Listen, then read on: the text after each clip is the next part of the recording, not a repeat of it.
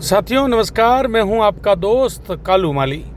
साथियों, मोबाइल की स्क्रीन पर जो आप तस्वीरें देख रहे हो, ये कांग्रेस कार्यालय की तस्वीरें दिखा रहा हूं, सर्किट हाउस के पास की।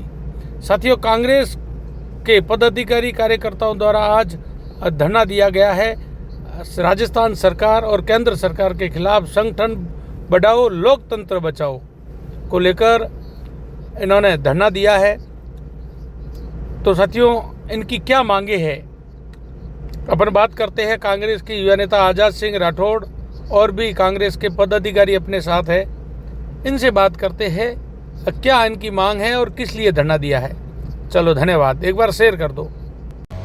इन सब में मैं आप सब पत्रकारों से भी गुजारिश करता हूं कि आप हमारी मदद कीजिए। देश में लोकतंत्र बना रहे, राजस्थान में लोकतंत्र बना रहे, पंचायती राज चुनाव हो। पंचायती राज चुनाव हमारे जो इस क्षेत्र के लिए ही नहीं, पूरे हिंदुस्तान के लिए बहुत एक अहम कड़ी है, रीढ़ की हड्डी है। और अगर वो सब नहीं होंगे तो आप सोच सकते हैं कि हमारे क्या हालात होंगे, लोकतंत्र के क्या हालात होंगे। इसीलिए आज हम लोग हमारे संगठन को मजबूत करने और लोकतंत्र को बचाने के लिए यहाँ धरने पे मौजूद हैं। और सब लोग मिलकर तय करेंगे कि आगे की व्यूहरचना क्या होनी चाहिए, आगे के आयोजन किस तरह से होनी चाहिए। तो सर, ये काम पूरे प्रशासनिक अधिकारियों को दिए हुए है। ये प्रशासनिक अधिकारी मौके पे थोड़ी जाते हैं गाँव ढाणी कौन से? जैसे ये सरपंच वाले है, नगर परिषद के वार्ड अधिकारी थोड़ी जाते होंगे। हाँ, अधिकारी अगर जाएगा तो भी ये राज जो है वो जनप्रतिनिधि द्वारा जो है तय किया जाता है कि नीतियों का निर्धारण जो है जनप्रतिनिधि मिलकर तय करते हैं, अधिकारी थोड़ी करते हैं। अधिकारियों का काम जो है किसी भी कार्य का क्रियान्वयन करना है, नीतियाँ बनाना नहीं है। नीतियाँ जो है वो हमारे यहाँ पर लोकतंत्र में हमारा जनप्रतिनिधि बनाता है। और जब अगर जनप्रतिनिधि नहीं होंगे तो सोचिए कि फिर देश का क्या असर होगा। सर, पिछले कई दिनों से आप सर्किट हाउस के पास जहां कांग्रेस कार्यालय का निर्माण चला वहां धरने पे बैठे हो और आपके अध्यक्ष भी लगातार रात यहीं गुजारे हैं। क्या मामला है? सिर्फ और सिर्फ राजनीतिक विरोध करना है किसी चीज़ का, इसके अलावा कोई मंशा नहीं है जो भी हमारा विरोध कर रहे हैं उनका। पिछली सरकार ने 2 राजनीतिक दलों को भूखंड आवंटित किए, उसके बदले में उनसे पैसा लिया और उस पर वो दोनों ही काबिज हैं। तो इसमें विवाद किस बात का हो सकता है? सरकार की ज़मीन है, सरकार ने हमें दी है, सरकार ने हमसे पैसा लिया है, तो इसमें विवाद किस बात का होगा? तो ये कौन करवा रहा है ये सभी? मैंने बताया ना कि राजनीतिक जो हमारे विरोधी हैं वो ये चाहते हैं कि इसमें विवाद बना रहे ताकि हम लोग जनता के हितों की आवाज़ को न उठाते हुए और हमारा जो है ध्यान भटकाया जाए। तो कांग्रेस जन इस बात को जान चुका है, समझ चुका है और हम लोग किसी भी तरह से हमारे मुद्दों से नहीं भटकेंगे और जनता के हितों के लिए लगातार लड़ते रहेंगे। आपके ही पार्टी के युवा नेता निर्मल सिंह दाता पूर्व विधायक पर आरोप लगा रहे हैं। मैंने कहा ना कि हमारे बहुत सारे राजनीतिक विरोधी हैं ऐसे जो लगातार हमारे खिलाफ जो है इस तरह के षड्यंत्र करते रहे हैं।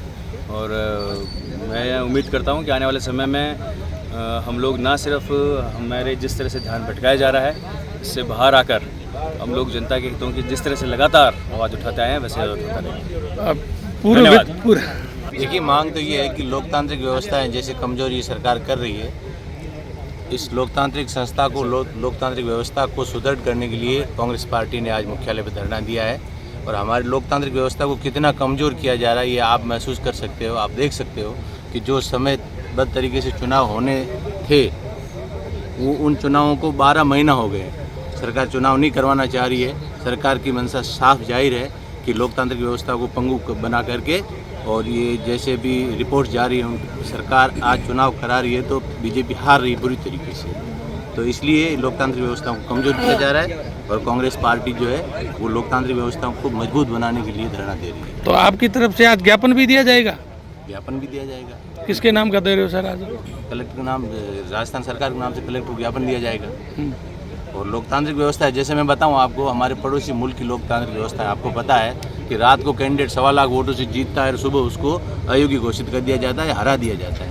वैसी व्यवस्था यहाँ सरकार करना चाह रही है और बीजेपी करना चाह रही है। ठीक है धन्यवाद। आज राजस्थान सरकार को कलेक्टर के माध्यम से ज्ञापन दिया जाएगा। मुख्य तौर से जो आज का हमारा धरना है, संगठन की मजबूती और लोकतंत्र का बचाव। अब लोकतंत्र का अर्थ यही है कि जिसमें जनता जो है वो चुनाव करती है अपने पदाधिकारियों का और सरकार का, सत्ता का। लेकिन जब चुनाव ही नहीं होंगे तो लोकतंत्र का मतलब कहाँ रह गया? इसीलिए लोकतंत्र को बचाने के लिए हम लोग जो है वो आज धरना दे रहे हैं। लगभग 1.5 साल का समय हो गया, सरकार चुनाव नहीं करवा रही है। तो इसके पीछे सरकार की मंशा क्या है? मंशा यही है कि हम एक बार जो सत्ता में आ गए वो बैठे रहें और आगे चुनाव ही नहीं करवाएं। और ऐसी स्थितियां जो है वो इस भारत जैसे लोकतांत्रिक देश के लिए बहुत ही खतरनाक है। सरकार के मंसूबे खराब है और उनके जो मंसूबे हैं, हम उन मंसूबों के खिलाफ जो है वो लोकतंत्र को बचाने के लिए। और आज आप देख रहे हैं गाँवों के अंदर जो गाँवों की सरकारें हैं, बिल्कुल ही काम कुछ नहीं हो रहा है। कोई नरेगा के काम नहीं है, विकास नरेगा तो बंद कर दिया, बिल्कुल। अब वो नाम बदल गया, राम जी हो गया। अब है ही नहीं तो काम भी नहीं है ना उसके। तो गांवों का मतलब विकास बिल्कुल ही ठप पड़ा हुआ है। किसी को भी कोई कामकाज की जरूरत है तो विकास के काम बिल्कुल ही ठप है। न तो कहीं बजट है, न कोई पिछले काम हुए उनका कोई पैसा आ रहा है। तो इसीलिए गाँवों के काम को, गाँव के विकास के लिए हम लोग इस पंचायती राज के चुनाव को चाहते हैं, स्थानीय नगर निकाय के चुनाव को चाहते हैं कि भाई समय पर चुनाव हो जाए। और चुनाव हो जाए तो जो नई चुनी हुई सरकारें होती है वो निश्चित रूप से विकास के काम करती है, नीतियों का निर्धारण करती है, क्रियान्वयन करती है और उनके लिए बजट के प्रावधान भी होते हैं। तो जब बजट नहीं है, काम नहीं है, तो फिर जो बैठे हुए हैं वो भी निकम्मे ही हैं। अभी जो सरकार ने जिनको प्रशासक बना रखा है, जो सरपंच है, वो भी प्रशासक तो है नाम मात्र के, काम उनके पास कुछ भी नहीं है। तो हम चाहते हैं कि देश के अंदर विकास, गाँवों के अंदर विकास हो, राज्य का विकास हो। उसके लिए लोकतांत्रिक प्रक्रिया के माध्यम से नए जनप्रतिनिधियों का चुनाव होना बहुत ही जरूरी है, नितांत आवश्यक है।